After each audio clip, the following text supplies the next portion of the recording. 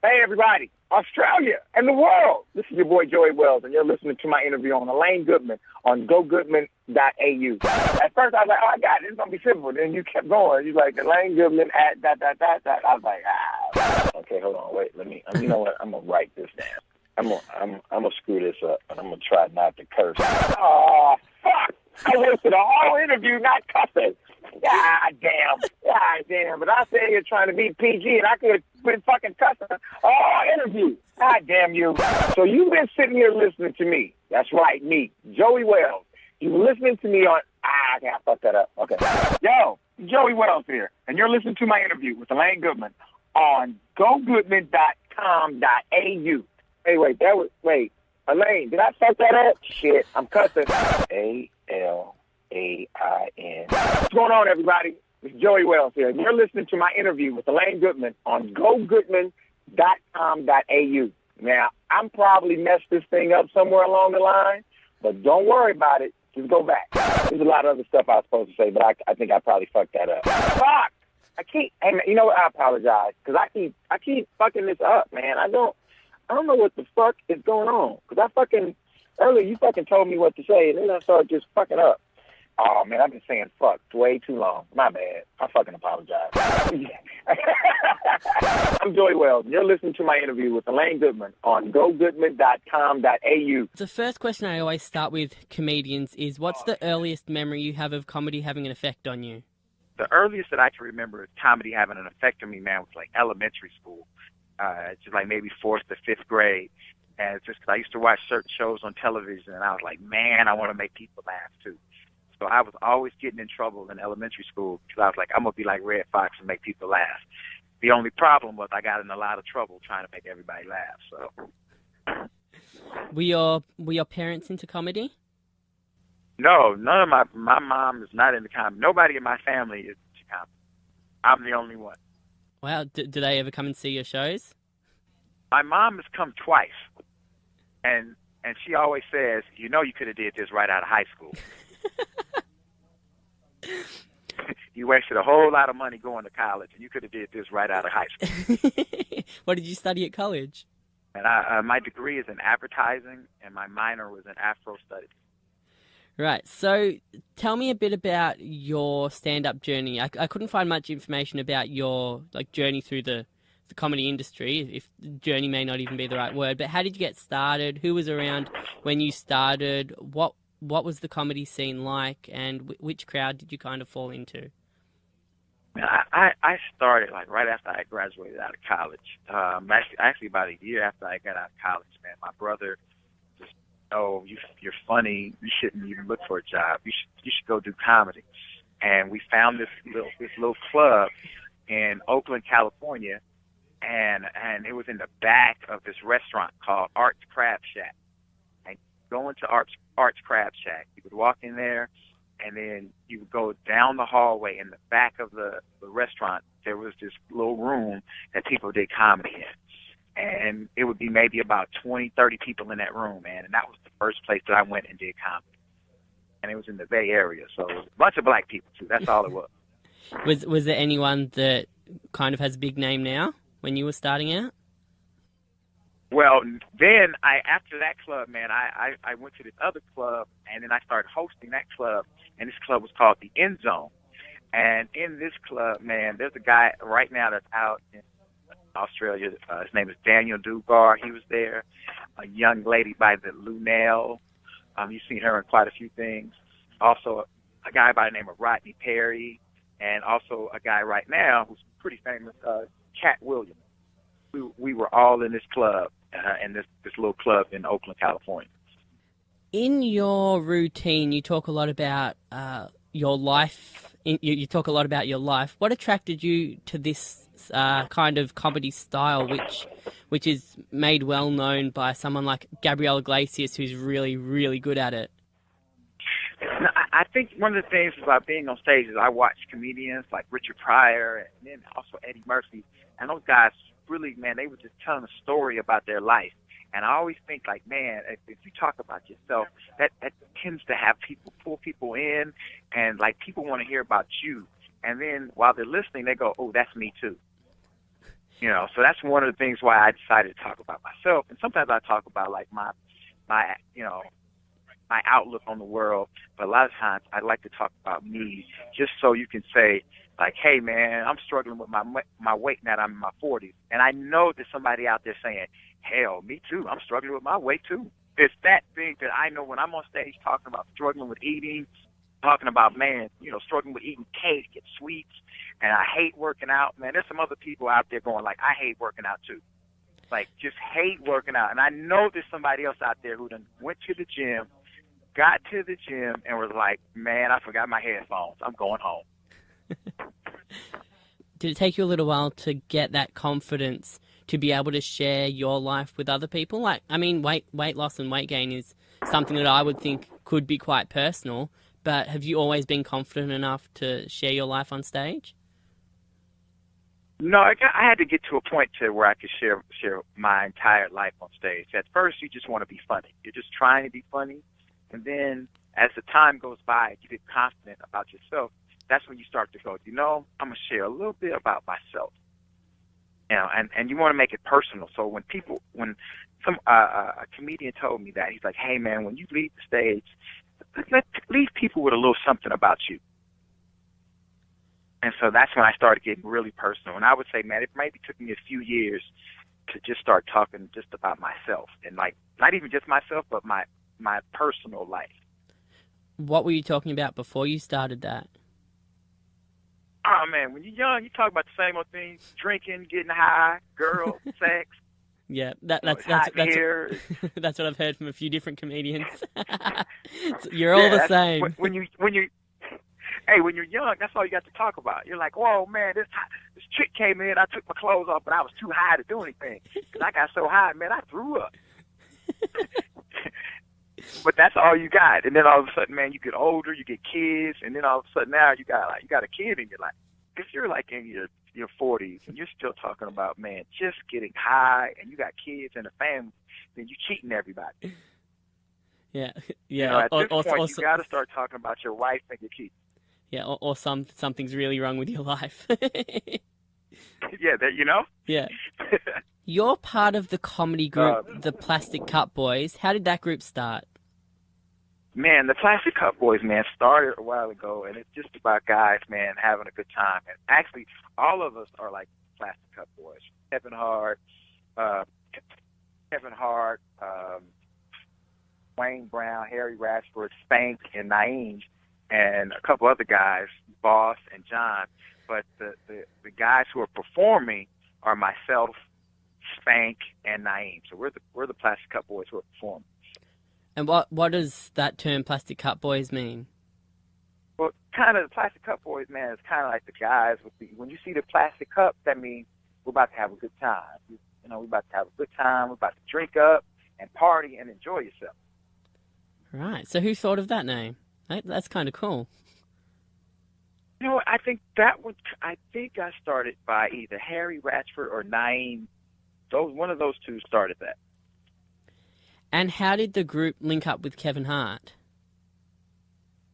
Well, a couple of the guys has been with Kevin for years. Like Naeem started with Kevin like back in Philadelphia, and then Spank also too. So Spank and Naeem kind of knew each other back in the day, going to college and everything. And so those guys knew each other back then. I met Kevin after he came to Los Angeles, and the club that I was hosting,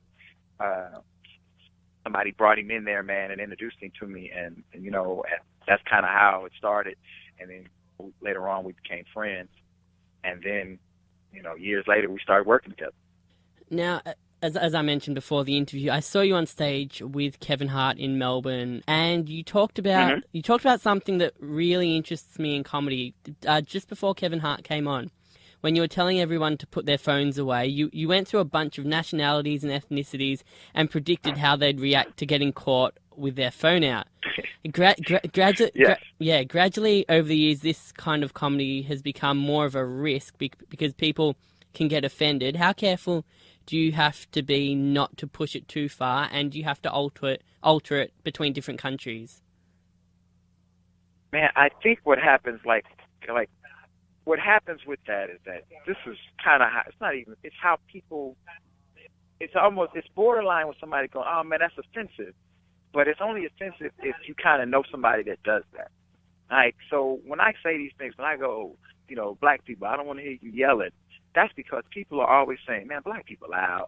Hey, white people, don't say, I don't want to hear you guys saying, I know my rights. So those are all the things that people kind of say about them. And then you can't worry about that all the time either. Sometimes, man, comedy is just about, putting it in people's face, man, and then make people think about it. Because if somebody go, man, why you say black people loud? Some people going to go, we're all not loud. It starts the conversation. And I can't really worry about, I don't want to offend anybody. I just got to put it out there.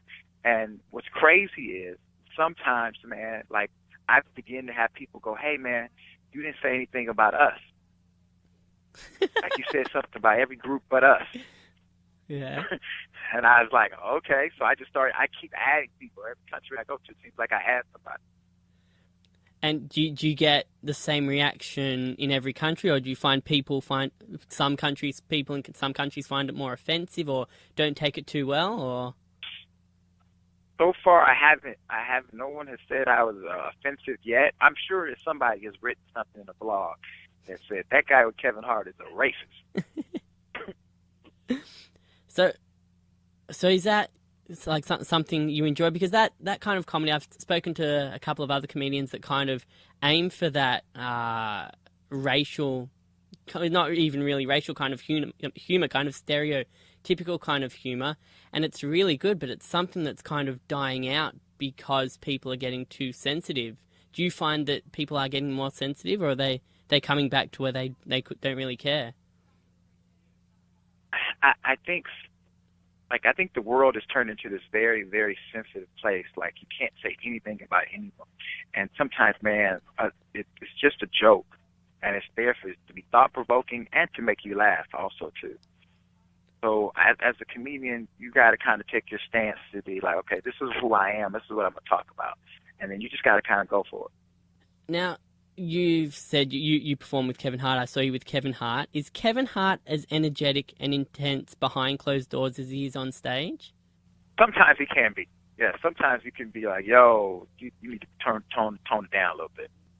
There's times, man, he was just the most relaxed person. He just wanted to be at home with his kids and his fiance. There's a lot of times that's who he really is. So looking at his life, what do you kind of see from your perspective, are kind of the positives and negatives about his kind of life? Man, one of the positive things about that is like, man, you're able to, you're following your dream, man. You're making a great living, following your dreams, and taking care of your family and your friends, and you're inspiration to a lot of people. That's the great part. I think one of the other things, and you touch a lot of people. One of the things that happens too, as you get really, really famous, is that, man, you become a person who can't do everything anymore. Like, you can't just walk down the street to the store anymore because everybody wants something from you. Everybody wants to take a picture, and now, everybody wants to run up to you when you're eating with your family or you're just walking with your girl. That you lose that part of your life. Is that something you can control, though? Can you control how famous you get if you're just doing what you love? I don't know. That's a hard one, man. I don't know if you can control what happens, because sometimes things take off and you don't even try for it to take off like that. So it's hard to say what could happen and what you can control. Something that really took me by surprise at yours and Kevin Hart's let's say gig at Rod Laver Arena in Melbourne was not being able to even have my phone visible during this show. Now, at almost every single stand-up comedy show, that same message comes over the loudspeaker before you start. But there was more security at Rod Laver Arena that night than I've ever seen at an airport. So why does Kevin Hart take it that much more serious than any other comedian? Well, one of the things, man, is that this bootlegging thing is so serious, man, and so he just can't afford for somebody to take their phone out and start recording the show and then upload it onto YouTube. That's the big problem with it. And like, I know for most people they're not doing it, but it's those 2 to 3 people that are going to do it that ruins it for everybody. And those people, they just want to record the show and then they want to put it up on YouTube. And man, and as far as comedy, that destroys comedy. Like if you record, say, your favorite pop star or your rapper or musician, and you see him or her perform, you want to then go to the concert and see them. Comedy is like a surprise. You know, it's like, hey man, I'm gonna tell you the story, and then it's going to be a surprise. If you see the surprise, then it's no longer a surprise to you, and it kind of ruins the show forever. But you would have even seen other comedians do gigs. Do you see them with that much security at their gigs? I mean, there was so much security, I kind of felt safe. There was that much security there. It was insane. Well, it's because of that, man. Is that it's the policy, and this show is going to be movie, and so you just don't want anybody to upload the show, man. That was a big thing. Do you find some comedians take that more seriously than others? Yes.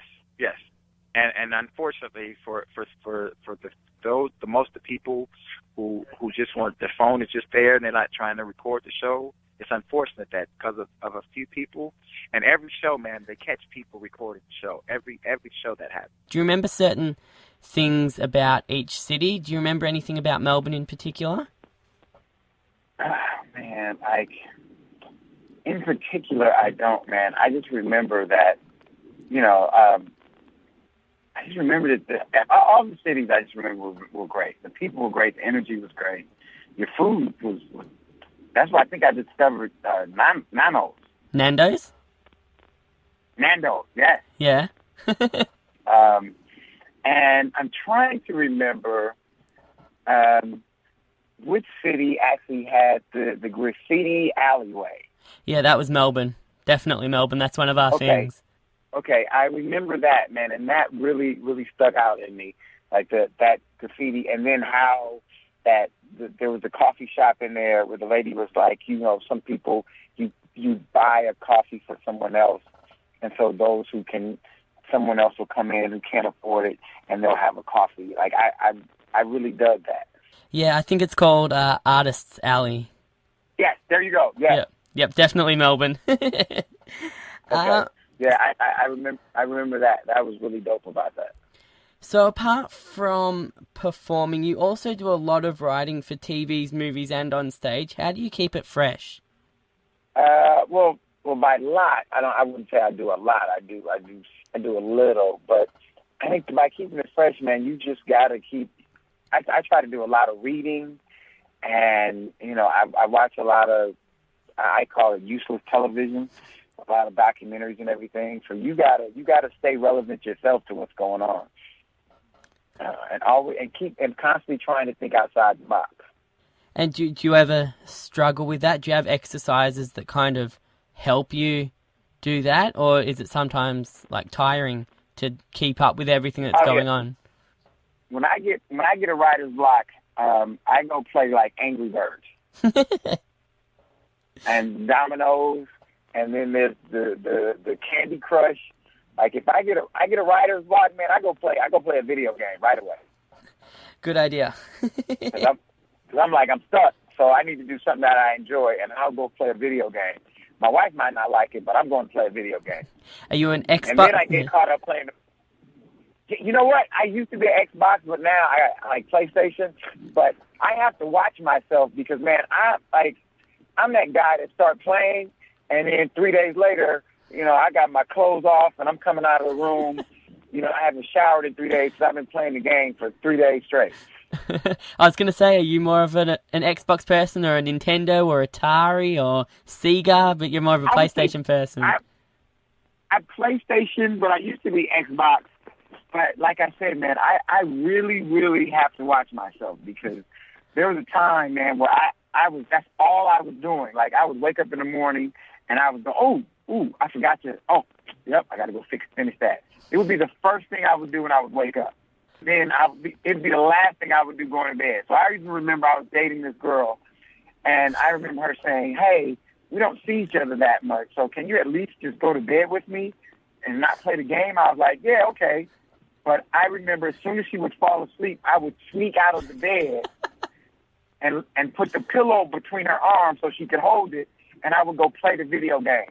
I would turn it down so there was no sound, and then I would shut the door so she couldn't see any light. I was bad, Oh, wow. And now you have a kid. Why is that? Well, my son, man, like he was kind of bad too. Like he's older now, so he doesn't play as much. I don't even know if he plays anymore. I sent him one, but he was pretty bad at one point too. But I remember telling him, like, you got to go outside. One time he was playing so much, and I went in the room. I was like, yo, what is that smell? I was like, dude, first of all, go get in the shower and go outside. You got to go outside. You're a writer for Kevin Hart, and you've got some other projects with him as well. Do you help him write his stand-up set? What does it mean that you're a writer for him? Well, I don't really want to say like I'm a writer for him. I may be more like a consultant for him. So what does that involve? So let's say like Kevin will have a premise, and he works on the premise, and then me and my guy Harry, we'll watch the set, and then we'll give him notes on his performance. To be like, yo, man, I think you could have probably done this. Like, hey, you know what? Why don't you change that to this? So we're not sitting down, because some people want to think like we're just sitting and writing all of Kevin's material. Like the majority of Kevin's set is him. It's stuff that he's had in his head. It's his family. It's his fiance. It's his father, and all those. Those stories are all him. What we'll do, like I said, is we'll sit and listen to everything, and we'll help him flesh it out. Is that something that a lot of big comedians have, or is that something rare to have in the industry, to have that kind of supporter base where they help you out? You know, here's the thing. It has always been known that comedians have writers. They just don't say anything about it, and they call themselves ghostwriters. So Kevin is kind of like, yo, I got some writers, and these are the writers. So he's one of the first guys to go, hey, yeah, man, I got somebody. Here they are. Whereas everybody else is kind of, nah, we don't have anybody. So I'm not gonna say all of the guys have them, but it's known throughout the industry that everybody has had writers. You also write for The Real Housewives of Hollywood. How much writing goes into a show like that? Because we call it reality, but I was surprised to hear that there's writers for it.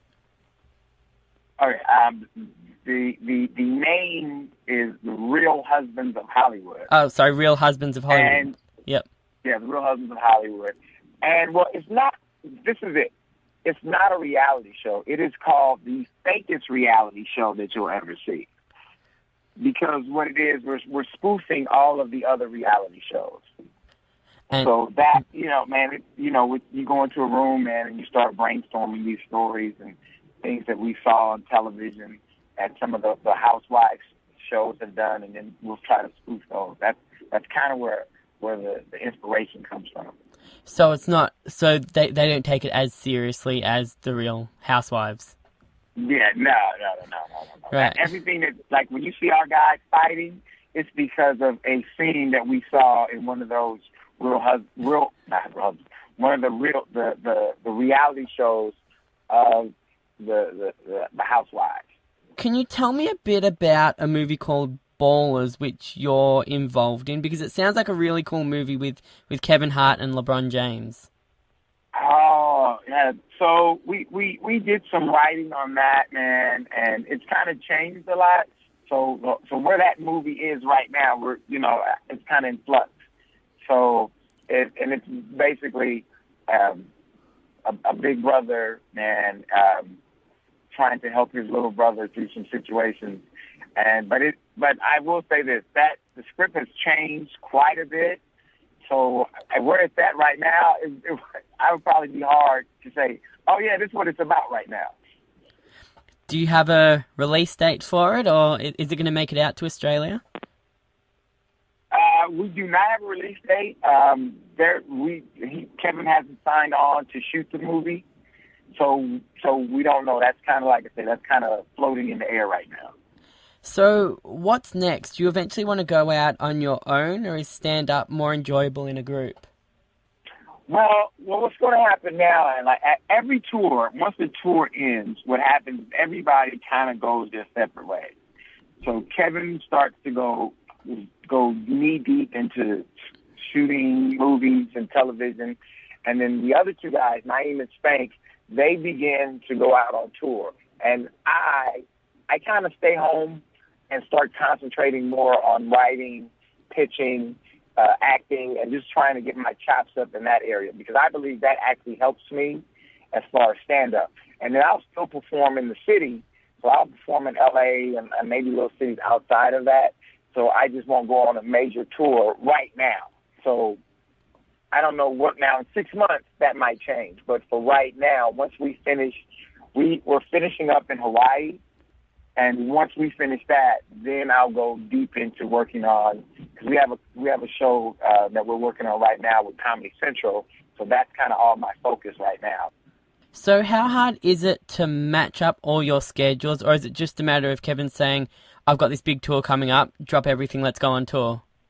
Well, what will happen is when Kevin says, hey guys, we got 90 cities, let's rack it up and let's go. So that kind of takes on, that monster becomes your priority, just because touring, anytime there's a tour going on, comedians, that becomes priority number one, unless you're shooting a movie or you're doing a sitcom. So let's say next year Kevin goes, hey guys, I want to go back out. You guys ready? Then hopefully what will happen is everyone will start preparing, getting their new material ready, and then we'll go. Unless unless there's one guy who is knee deep in a sitcom on NBC, ABC or something, or he might be shooting a movie, then the schedule's kind of, he has to work on that schedule himself. But the tour takes precedence, because anytime there's a major tour going on as a stand-up, you jump on that tour. Is there anything else you're working on? Man, what else am I working on? There's a couple of things, a couple of scripts, but what I'm really, really like, in what I'm really deep down into right now, man, we're working on this Comedy Central show, and it is myself and Kevin. We created this show for stand-up comedy, and it is it's a very simple show. It's for new comedians, and we're not shooting this show in theaters, or we're not shooting it in comedy clubs. We're going to like the cities itself, and we're shooting it in bars and lounges where people start comedy. And that's the thing that a lot of people don't know, that most comedians start in the underground. And by underground, we don't mean that there's a tunnel and you digging underground. We mean that there's the places that are off the beaten path. Like there's a bar that has comedy on Tuesday night, and the next night it might have salsa. Or there's a bowling alley, or in the back of the bowling alley they have comedy.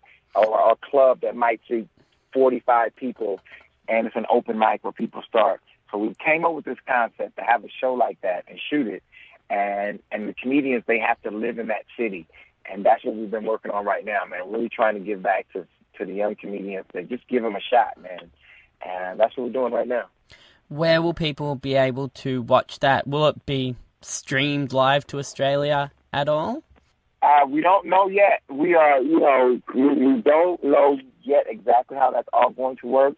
But, man, I would really, really like to actually come shoot a couple of episodes in Australia. I'll tell you this, too, that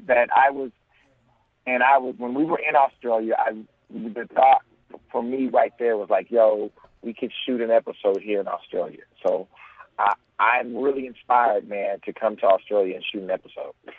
Sounds good, Joey. I look forward to it, and I'll come and watch you film. And finally, where can people find you? Are you Are you as big on social media as Kevin is, or are you as passionate about it as Kevin is? I'm trying. I get so tired after about 2 minutes. like I'll start and I'll go like this. Man, what am I gonna say? Like I'll get on Twitter sometimes and I'll go, I'm about to be on Twitter for 15 minutes. And then I'll go, hey, people. And then I'll go like, that's it. That's all I got. I just have hey, people. All right, well, that's it. I tried. And then I'll jump off. So, but I'm trying to get better on Instagram. So as of right now, I have Instagram and Facebook. I have 2 pages on Facebook. So I'm trying to get better on Instagram and then I know I'm supposed to join Snapchat soon. What does that mean? Yeah, because, my assistant was like, yo, you have to get on Snapchat. And I was like, yeah, I'm going to do it. She was like, when are you going to do it? I'm like, I'm going to do it right now when I get off the phone with you. And I haven't done it. I've been doing that for like weeks.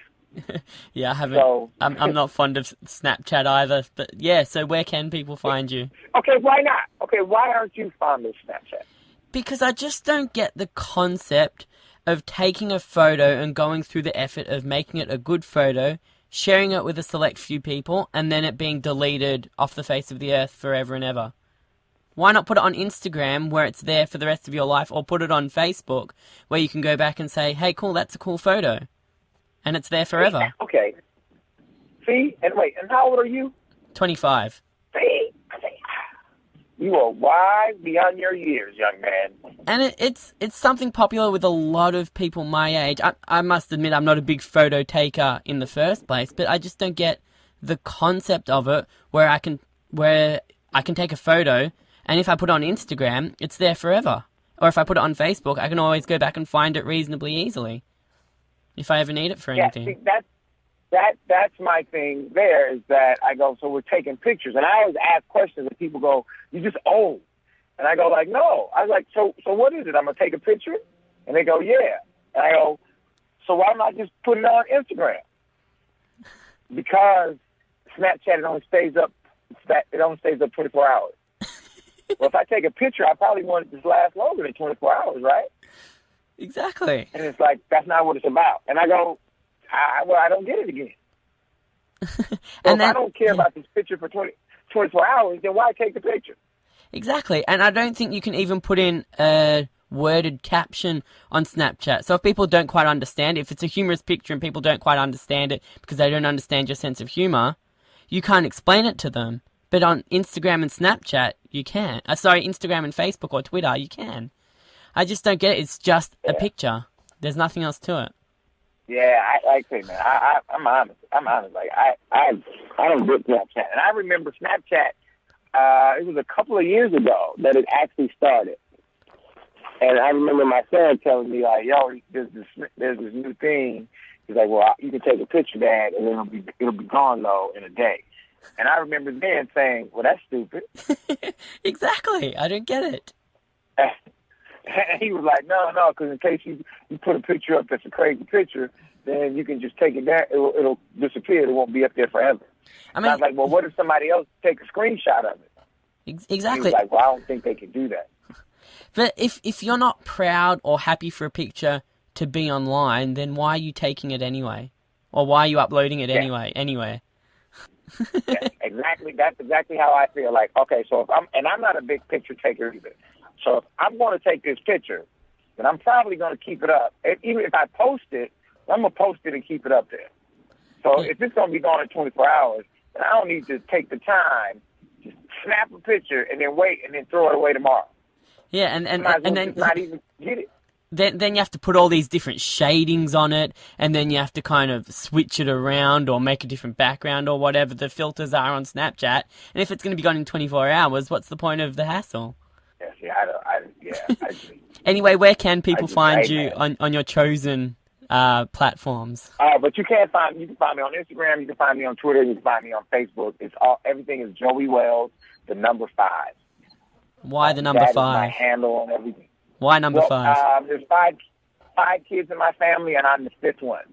Oh, that's a good reason. There's no basketballers who's number 5. I think Jason Kidd was number 5, wasn't he? Yeah. See, some people thought that, and I was like, nah. I was like, when I played sports in high school, my number was 11. Ah. So you didn't keep that going. No famous person ever wore number 11.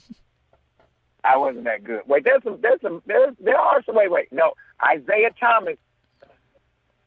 Was he number 11? Isaiah Thomas was number 11 for the Detroit Pistons. See that? Right.